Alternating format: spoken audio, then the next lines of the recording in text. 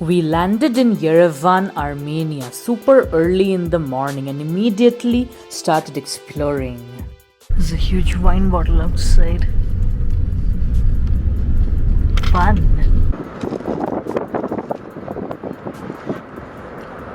Lovely vibes. Yes, it is. We have views of the Ararat, and I think we'll be seeing a lot of Ararat in the next 2 days. We are now crossing the city of Etchmiadzin, and the first thing that we'll see is the Etchmiadzin Monastery. It's a monastery. Yeah. The traffic over here looks insane. I mean, it's not that there are a lot of cars in the road, it's pretty empty, but the way people drive, it's pretty bad, and we've literally seen a lot of cars without bumpers. Yeah. They deliberately removed the bumpers. Exactly, yeah, exactly. They deliberately moved them.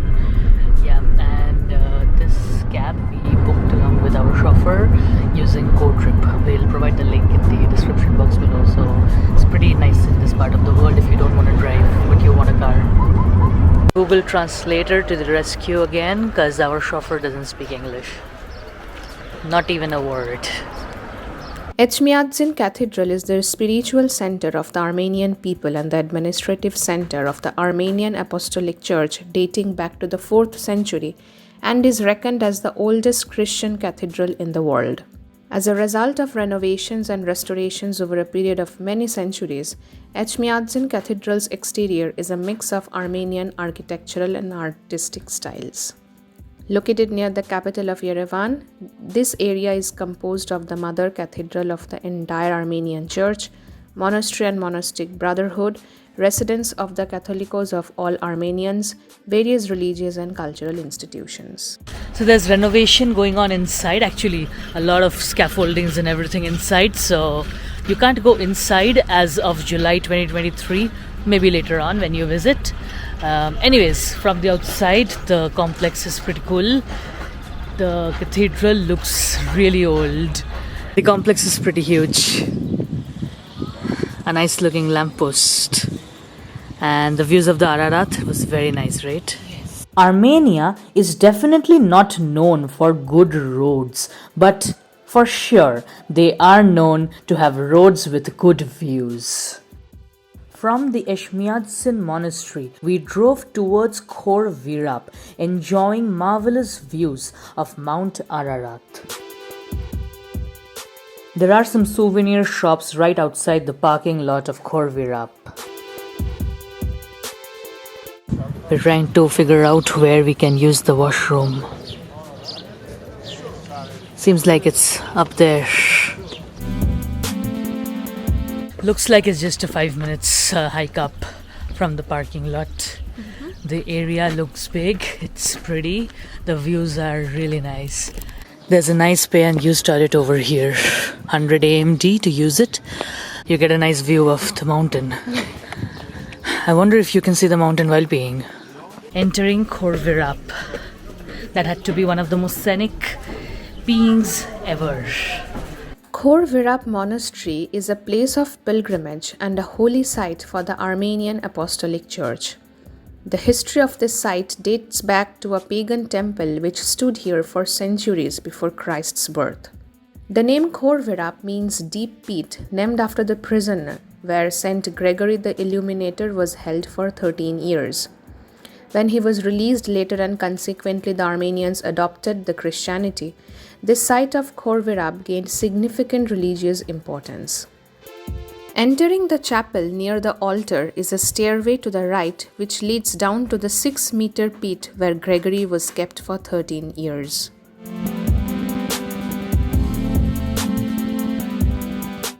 The composition and collaboration of the human mind and nature reaching harmony are really what sets this monastery apart from the rest.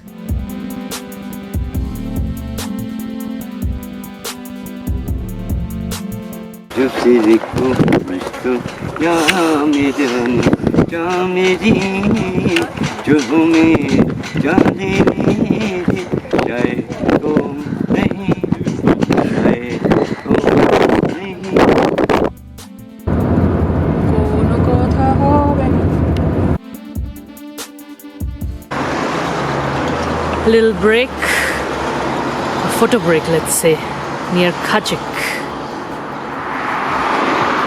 I see you're using the new outfit. Yes. আমি এটাকে decode করার চেষ্টা করছি যে কোনটা খ, কোনটা আ, কোনটা চ, Good luck. কোনটা আই, কোনটা ক, ওই সবগুলো। So these are peaches which our chauffeur brought for us from outside. Really kind of him. We have reached the Noravank Monastery. Here's the parking lot.